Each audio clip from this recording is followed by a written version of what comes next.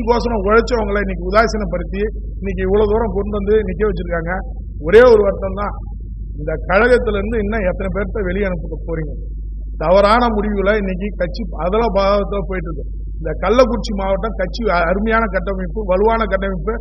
அதிமுக தொண்டர் உயிரை கொடுத்து வேலை செஞ்சான். அவனுக்கு ஆறுதல் தந்து இந்த இக்கட்டான தோல்வி நேரத்தில் அவனுக்கு உறுதுணையா இல்லாம அந்த இயக்கத்துக்கு தோளோட தோல் நின்று கடுமையான உழைப்பை கொடுத்த ஒன்றிசாய நகர்ச்சாலை நீக்கிறது எந்த வகை நியாயம்?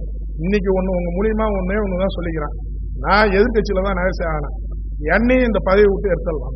ஏன்னா இந்த பதவி நகர்கழக செயலர் பதவி தேவை. இவங்க உழைப்பை கொடுத்து உயிரை கொடுத்து என்னை ஜெயிக்க வச்சவங்க. இவங்களுக்கே இந்த கட்சி பொதுச் செயலர் இப்படி நடவடிக்கை எடுக்கிறாருன்னா இவரை நம்பி நான் எப்படி செயல்பட முடியும்? அதிமுக தொண்டன் ஒவ்வொரு தொண்டனும் அம்மாவோட ஆட்சி அமையணும், புரட்சி தலைவர் ஆட்சி அமையணும்ன்றதுதான் நோக்கமே. அந்த நோக்கத்துக்கு எதிராக தலைவர் என்ன சொல்லிட்டு தீய சக்தி திமுக அந்த நோக்கத்தில் தான் இன்னை வரைக்கும் நாங்க செயல்பட்டு இருக்கோம்.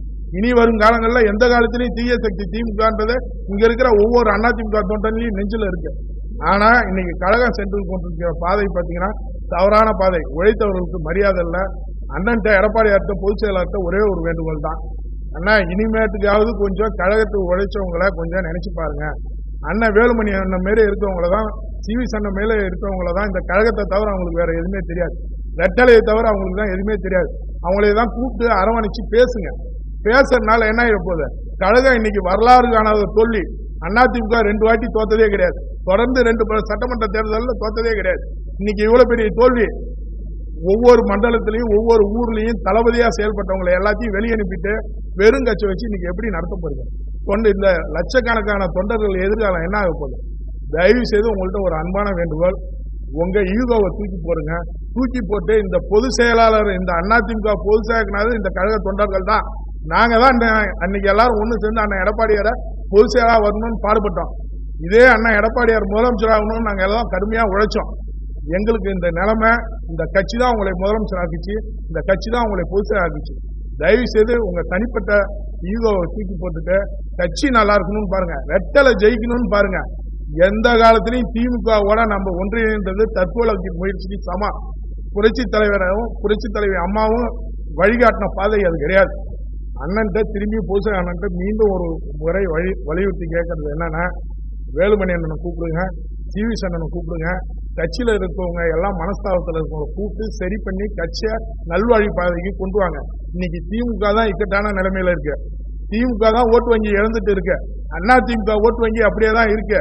நீங்க தான் ஒவ்வொருத்தரா வெளியே அனுப்பி அதிமுகவை பலவீனப்படுத்திட்டு இருக்கீங்க. உங்க போக்கால தான் இவ்வளவு தூரம் பிரச்சனை. உங்க ஈகோ விட்டு கட்சி ஜெயிக்கணும், அதிமுக இருக்கணும், அதிமுக நல்லா இருக்கணும். புரட்சி தலைவர் அம்மா அவங்க வாழ்நாள் முழுவதும் அவங்க உயிரை பணையம் வச்சு இந்த இயக்கத்தை காப்பாத்தினாங்க.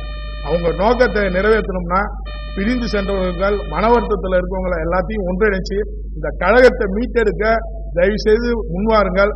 உங்க தனிப்பட்ட ஈகோவை பார்க்காதீங்க, கட்சி நலனை பாருங்க. நம்ம எல்லாத்துக்கும் முகவரி கொடுத்தது, உங்க உட்பட எல்லாத்துக்கும் முகவரி கொடுத்தது இந்த அதிமுக தான். ரெட்டலை தான். ரெட்டலையோட இங்க பெரிய ஆள் யாரும் கிடையாது. அதிமுகவோட இங்க பெரியவர் யாருமே கிடையாது.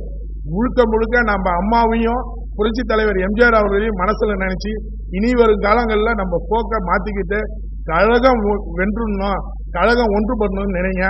எல்லாத்தையும் கூப்பிட்டு பேசுங்க. கழகம் வெற்றி பாதைக்கு செல்றதுக்கு உண்டான வழியை நீங்க ஏற்படுத்தி தரணும்ன்ற இந்த நேரத்தில் கேட்டுக்கிறேன்.